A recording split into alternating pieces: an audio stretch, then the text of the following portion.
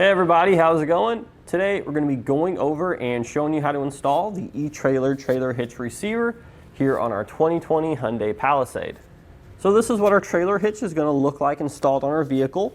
As we can see here, this actually has a hidden design.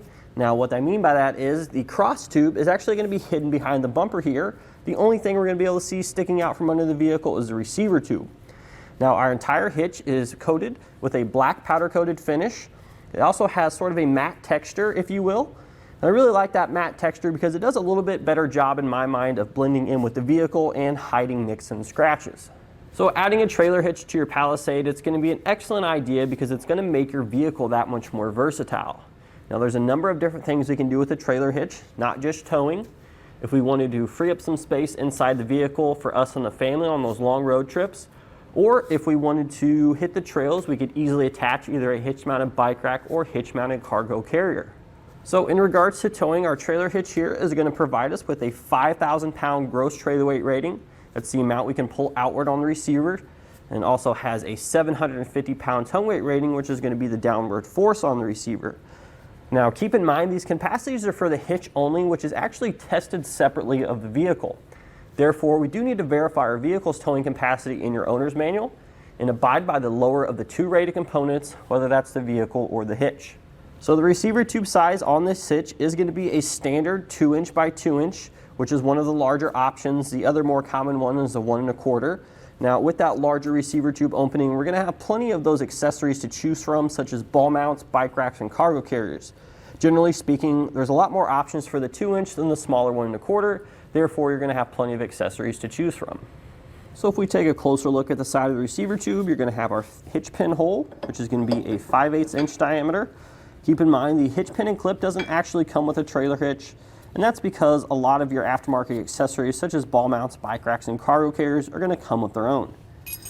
And then welded to the bottom of the receiver tube, we have our safety chain loops. Those are going to work great with both the smaller S-type as well as the larger clevis style. So now we have a couple measurements for you guys here. They're going to help you when you're selecting your hitch mounted accessories, such as a ball mount. The distance from the ground to the top inside edge of the receiver tube is going to be 13 1/4 inches. Now you will be using this measurement when you're selecting a ball mount. That way you make sure you get the correct rise and drop to tow your trailer level. And then we have the distance from the center of the hitch pin hole to the outside edge of the bumper. You're looking at right about 5 inches, I would say.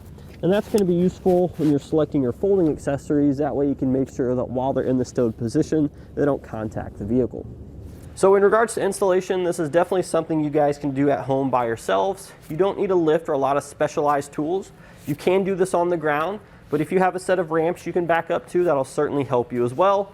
In regards to the actual tools, most common hand tools are going to allow you to get the job done, but there is one you may not have. That's a torque wrench. But you can rent these for free from most local auto parts stores. I would give you guys selves around an hour to do this. There's no cutting or modifications to the vehicle, and we can actually walk you through this entire process step by step now.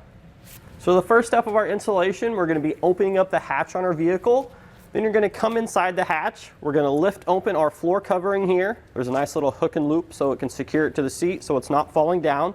And if we look in here a little bit closer, we're going to see a protective cap that we need to remove in order to access the winch for the spare tire, because we do need to lower the spare tire to start our installation.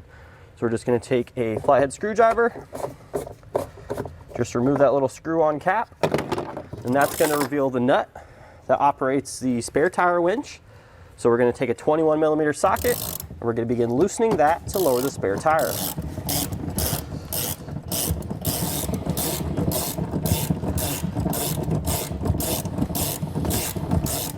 Once we have the spare tire out of the way, we need to come underneath the vehicle on the driver's side here. You're going to notice we have a little panel on the bottom.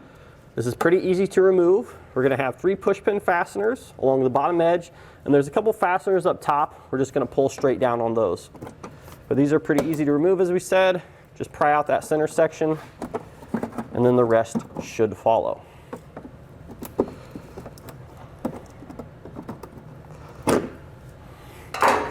Now we're going to take our panel and just pull straight down. The instructions do say to take a socket and loosen a couple of the plastic nuts we've had up there. I did that a couple times. I really don't have much luck with it. Usually just pulling straight down, you're able to remove the panel without breaking any of the fasteners. As we can see there, just a nice snug pull there, and our fasteners are still intact, but those are the ones we were referring to. Next, we need to lower our exhaust. Now, before we do that, we need to take some sort of support device. That way, when we break all the hangers free, that the exhaust doesn't fall down too far. We're working in the air, so we're just going to use a cam buckle strap, hook it to 2 points on the vehicle, and pull it tight to provide support. Once we have that done, we need to take some sort of spray lubricant and spray down each of our rubber isolators. That way it's easier to get the hangers out. So we're going to be removing 3 in total. There's going to be 1 here. Go ahead and spray that one down. There's going to be 1 to the side, which is kind of hard to see. And then finally, we're going to have 1 back here. Now, once we have them lubricated, we have a couple different methods for breaking them free. You could use a pry bar or an exhaust hanger removal tool. We're going to show you how to use both there. Some of them work a little bit better than others. I believe this rear one I can't fit the tool on, so I'm going to take our pry bar here.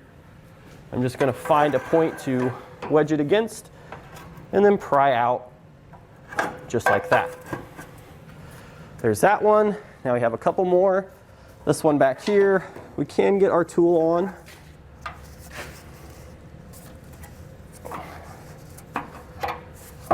There we go. There's that one. And finally, this one right here.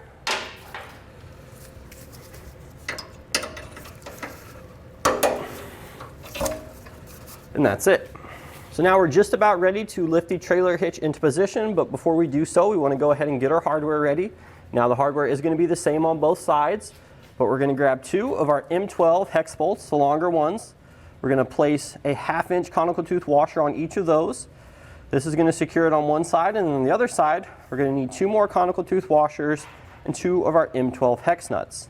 This is going to be for the side holes, and then the bottom holes are going to require 2 of our M10 hex bolts and 2 7/16 inch conical tooth washers.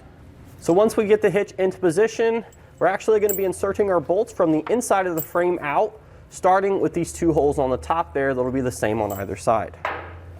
Now with an extra set of hands, we'll raise our hitch into position. You do have to come up and over the exhaust on the passenger side first, and then we'll just secure it using the method of hardware installation that we just showed you.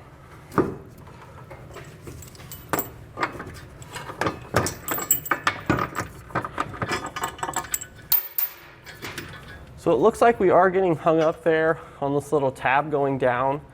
So I think what I'm going to do is I might try to force it past that a little bit, or we will end up having to cut it. I'll let you know what we decide. So what I did is I just went ahead and took a hammer, and it did take a little bit of material off that tab there, but that's just to hold down for some of the panels in there, so it's not super important, but I didn't want to cut it off completely, so just take a hammer there, just give it a couple light taps, and you should be able to sneak it by that tab.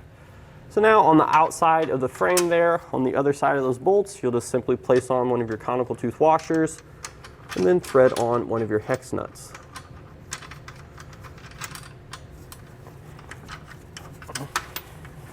Now we'll secure the holes on the bottom there.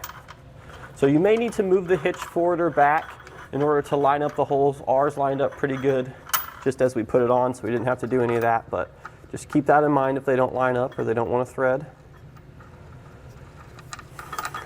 Now our vehicle is pretty new, I would say.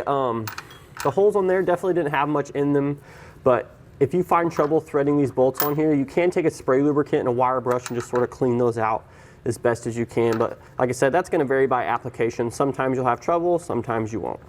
And now that we have all of our hardware in place on this side, you want to go ahead and do the same thing on the other side. It's the exact same, but it's a little bit harder to see and work due to the muffler there, but it's definitely still doable. So next we're going to take a 19mm socket and wrench and begin tightening all of our fasteners down, starting with the ones on top.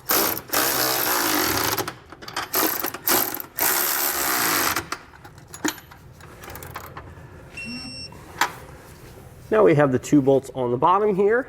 We're going to tighten using a 17mm socket.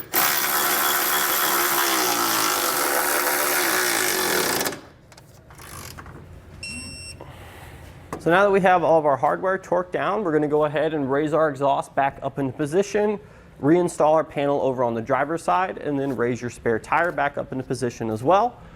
But after that, that's going to do it today for our look and installation of the eTrailer Trailer Hitch Receiver here on our 2020 Hyundai Palisade.